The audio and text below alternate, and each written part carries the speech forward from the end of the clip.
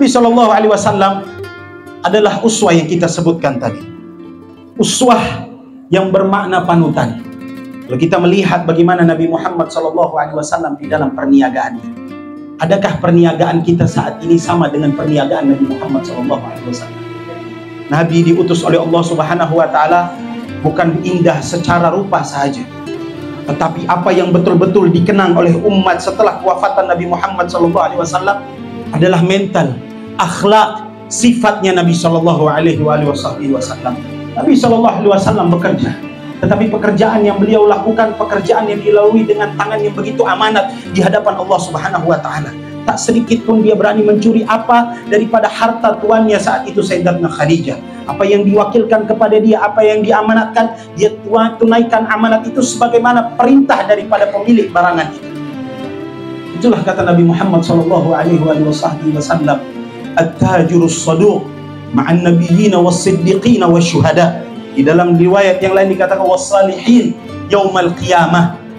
Orang yang berniaga tetapi sifatnya jujur di dalam perniagaannya, mereka akan ditempatkan oleh Allah Subhanahu Wa Taala bersama para nabiyyin. Orang yang berniaga syaratnya satu, apabila orang itu saduq. Saduq bermakna apa? Bukan tukang penipu, tidak kerap mencuri daripada apa yang diamanatkan baginya. Seseorang mungkin memahami perniagaan ini adalah barang kemudian dia dijual. Saya bukan perniaga, saya adalah orang yang bekerja. Tetapi ingat, Arab ketika memberikan makna tijarah itu bukan hanya setakat dalam perniagaan, tapi ianya pun boleh dimaknai sebuah pekerjaan yang kita ini menyewakan tenaga kita untuk orang lain. Seseorang pekerja, sebab yang kita niagakan kepada orang itu adalah time, jasa, kemampuan kita, tenaga kita, kita sewakan kepada orang itu.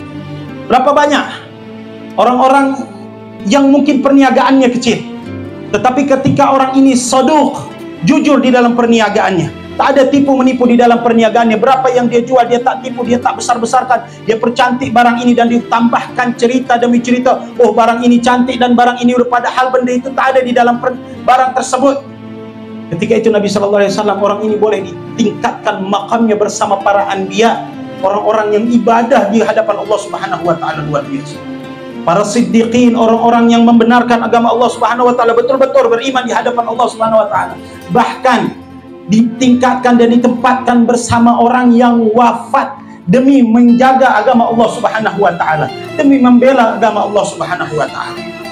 Mafhumnya dari ayat ini, ulama mengatakan, At-Tibi mengatakan bahwa sebaliknya, bagi mereka yang bekerja tetapi sentiasa menipu di dalam pekerjaannya, yang bukan bahagiannya dia ambil di dalam pekerjaan itu. Kadang-kadang time yang disewa pekerjaannya dari mulai time sekian sampai time sekian, ternyata dia tengok bos dia tak ada, dia terus spontan tinggalkan pekerjaan dia. Hati-hati, betul tuan kita pekerja, bos kita tak tampak apa yang kita perbuat, tetapi bukankah Allah Subhanahu Wa Taala melihat seluruh apa yang kita perbuat di atas muka bumi ini?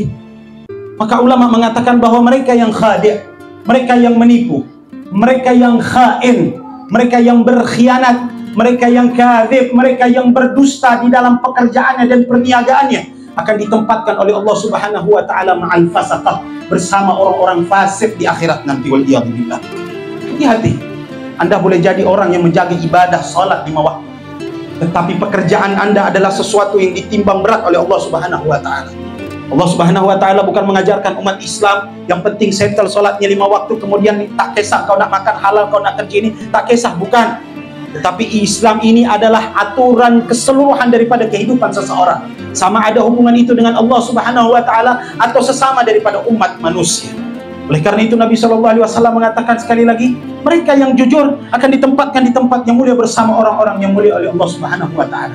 Siapa yang berani makan harta dari bukan kepunyaannya? Inna rijalan yatakhawwabuna fi malillahi bi ghairi haqq falahumun nar yaumal qiyamah, kata Nabi Shallallahu Alaihi Wasallam. Mereka yang coba-coba memakan harta daripada harta-harta yang tidak dibenarkan oleh Allah Subhanahu Wa Taala, curi, korupsi, makan harta, tak kisah dia curi, dia tambahkan harga, dia markup harga tersebut, dia tipu orang lain di sana tanpa persetujuan orang itu. Kata Nabi Shallallahu Alaihi Wasallam, falahumun nar yaumal qiyamah. Aku takut mereka ini akan diberikan api neraka oleh Allah Subhanahu Wa Taala.